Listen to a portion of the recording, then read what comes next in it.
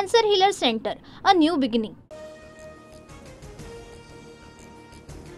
दिशा सालियांच्या कुटुंबाशी दुरान्वय संबंध नाही, खोट्याचा नायटा कराल तर तुमच्यावर बुमरँग होईल, उद्धव ठाकरेंचा सत्ताधाऱ्यांना इशारा.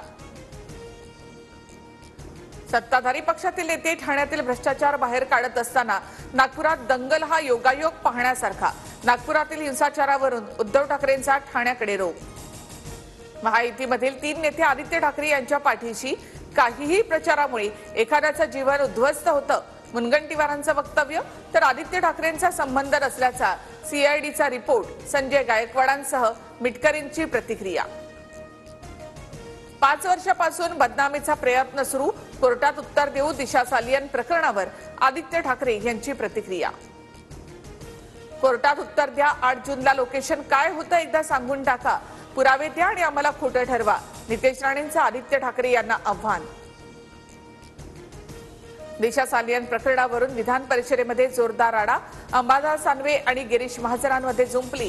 काय करणार तुम्ही असं म्हणत अंबादास दानवेंनी बाह्या सरसावल्या. बच्चू कडू यांचं उद्यापासून रायगडच्या पायथ्याशी अन्नत्याग आंदोलन. दिव्यांग आणि शेतकऱ्यांच्या प्रश्नासाठी बच्चू कडू जिजाऊंच्या समाधीजवळ अन्नत्याग आंदोलन करणार.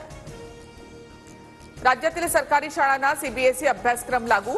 शिक्षण मंत्री दादा भुसे यांची सभागृहात घोषणा.